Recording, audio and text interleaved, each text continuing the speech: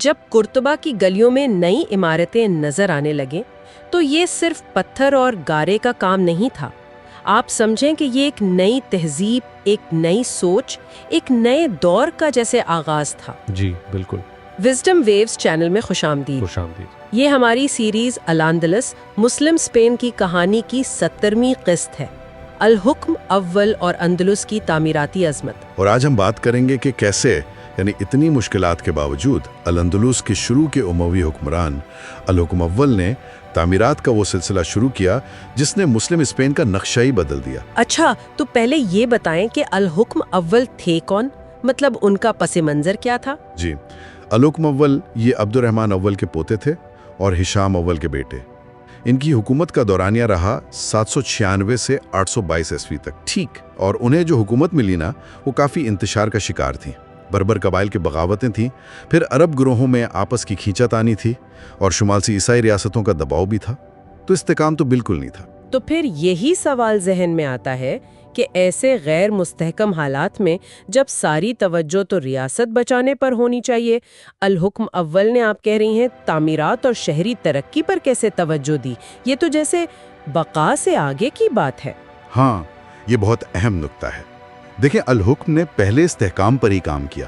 تولیتلا اور ماردہ جیسے بڑے شہروں میں وہاں سنگین بغاوتیں ہوئیں. اوہو، اچھا. تو انہوں نے پہلے تو فوجی طاقت سے امن قائم کیا، لیکن ایک بڑی تبدیلی یہ لائے کہ قبائلی وفاداریوں پر انحصار کم کر دیا.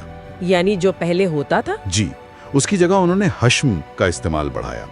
یہ وہ پیشہ ور فوجی دستے تھے جو قبائل کے بجائے سیدھے حکمران کے وفادار تھے. اچھا. اس سے مرکز مضبوط ہوا، اور جب مرکز مضبوط ہوا تو پھر انہیں دوسرے منصوبوں، خاص طور پر دارالحکومت قرطبہ کی تعمیر و ترقی پر توجہ دینے کا موقع ملا. اور قرطبہ کی بات کریں تو سب سے پہلے تو عظیم مسجد کا خیال آتا ہے، یعنی مزیتا. کیا یہ صرف اس کی توسیع تھی یا اس کے پیچھے کوئی گہرا مقصد چھپا تھا؟ اصل میں یہ صرف سائز بڑھانا نہیں تھا. الحکم اول نے مسجد میں نئی محرابیں بنوائیں، سجاوٹ کو پہلے سے زیادہ شاندار کیا، اور محراب کو بھی، میرا مطلب ہے، وہ پہلے سے زیادہ خوبصورت بنوایا گیا. یہ ایک واضح پیغام تھا. یہ مسجد صرف عبادت کی جگہ نہیں رہی، بلکہ الاندلس میں اموی طاقت، اسلامی شناخت اور ثقافت کا مرکز بن رہی تھی، جیسے وہ مشرق میں بغداد کے مقابلے میں اپنی حیثیت جتا رہے ہوں. یعنی فن تعمیر کو ایک طرح سے سیاسی اور ثقافتی پیغام کے طور پر استعمال کیا جا رہا تھا. اچھا، مسجد کے علاوہ شہر کے لیے کیا کیا؟ بالکل، الحکم نے قرطبہ کو ایک حقیقی دارالحکومت بنانے کا سوچا. نئی سڑکیں بنوائیں، پل تعمیر کروائیں، عوامی حمام بنوائے جو اس زمانے میں صفائی اور سماجی زندگی دونوں کے لیے بڑے اہم تھے. جی. پانی کی سپلائی کا نظام بہتر کیا، جس سے شہر کی صفائی بھی بہتر ہوئی اور زراعت کو بھی فائدہ ہوا. اور ساتھ ساتھ بیرونی خطروں کو دیکھتے ہوئے قرطبہ کی شہر پناہ کو بھی مضبوط کیا. اور یہی وہ دور ہے جب وہ خاص اندلسی طرز تعمیر بھی نمایاں ہونا شروع ہوا ہے نا، جس کی پہچان آج تک ہے. اس میں کیا خاص تھا؟ جی، الحکم اول کے دور میں ہی اندلسی طرز تعمیر کے خاص نقش و نگار واضح ہونے لگے. جیسے وہ نال نما محرابیں، ہارس شو آرچز جنہیں کہتے ہیں، وہ پہلے بھی تھیں لیکن اب زیادہ نفیس اور خوبصورت ہو گئیں. عمارتوں میں وہ پیچیدہ جیومیٹرک پیٹرنز، عربسک ڈیزائن، خوبصورت خطاطی، یہ سب عام ہو گیا. اور ایک اور خاص پہچان تھی وہ سرخ اور سفید پتھروں کا باری باری استعمال. ہاں، وہ بہت خوبصورت لگتا ہے. جی، اس سے محرابوں اور دیواروں میں ایک بڑا دلکش وہ دھاری دار سا ڈیزائن بنتا تھا. تو یہ اصل میں ویزی گوتھک، رومن اور اسلامی جمالیات کا ایک ملاپ تھا جو الاندلس کی پہچان بن گیا. تعمیرات پر تو اتنی توجہ تھی، کیا دوسرے شعبوں جیسے علم و فنون اس طرف بھی کچھ رجحان تھا؟ ہاں، اگرچہ بنیادی توجہ تو استحکام اور تعمیرات پر ہی تھی، لیکن الحکم اول نے شاعری، ادب اور علم کی بھی سرپرستی کی. ان کے دور میں عباسی مشرق سے، خاص طور پر بغداد سے، علماء اور ہنرمندوں کی آمد شروع ہوئی الاندلس میں، اور اسی نے آنے والی نسلوں میں قرطبہ کے عظیم علمی عروج کی بنیاد رکھی. لیکن یہ تصویر شاید پوری طرح روشن نہیں ہے. ایک واقعہ ان کے دور سے منسلک کیا جاتا ہے، تولیتلا کا قتل عام. وہ کیا تھا؟ جی، یہ ایک آپ کہہ سکتے ہیں ایک تاریخ پہلو ہے۔ 797 عیسوی کا واقعہ ہے۔ تلتلا شہر میں بار بار بغاوتیں ہو رہی تھیں، تو روایات کے مطابق الحکم نے شہر کے جو بڑے باغی رہنما تھے انہیں ایک دعوت پر بلایا اور وہیں انہیں قتل کروا دیا۔ اب مورخین اس پر مختلف رائے رکھتے ہیں۔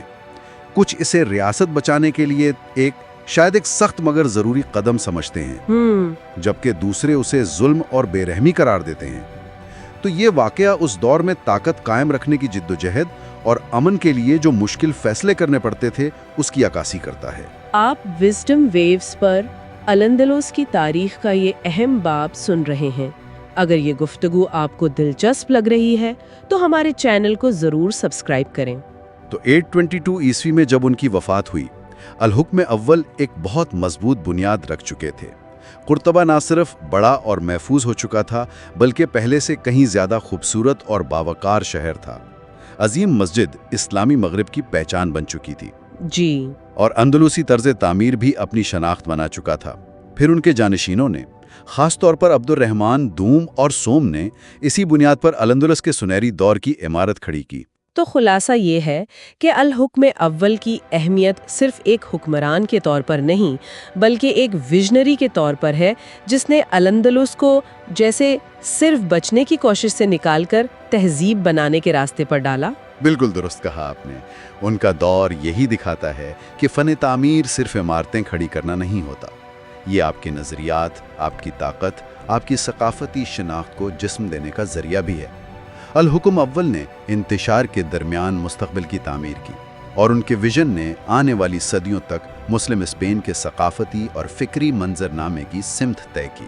واقعی الحکم اول کی کہانی ہمیں یاد دلاتی ہے کہ تاریخ صرف جنگوں، معاہدوں اور سیاسی چالوں کا نام نہیں ہوتی، یہ ان دیواروں، ان محرابوں، اس خوبصورتی کا بھی ذکر ہے جو تہذیبیں اپنے پیچھے چھوڑ جاتی ہیں اور جو آج بھی ہمیں متاثر کرتی ہیں۔ جی بالکل، اور اگلی قسم میں انشاءاللہ ہم الاندلس کی تاریخ کے ایک نئے اور بہت ہی شاندار باب میں قدم رکھیں گے، عبد الرحمن سوم کا دور اور خلافت قرطبہ کا قیام، جب مسلم اسپین اپنی طاقت اور تہذیبی عروج کی بلندیوں پر تھا۔ زبردست! تو وزڈم ویوز کو سبسکرائب کرنا نہ بھولیں۔ اگر آپ کو یہ گفتگو پسند آئی تو اسے لائک کریں، اپنے دوستوں کے ساتھ شیئر کریں اور کامنٹس میں اپنی رائے ضرور دیں۔ جڑے رہیں کیونکہ یہ ہے مسلم اسپین کی کہانی، عروج و زوال، فن اور شناخت کا ایک دلچسپ سفر۔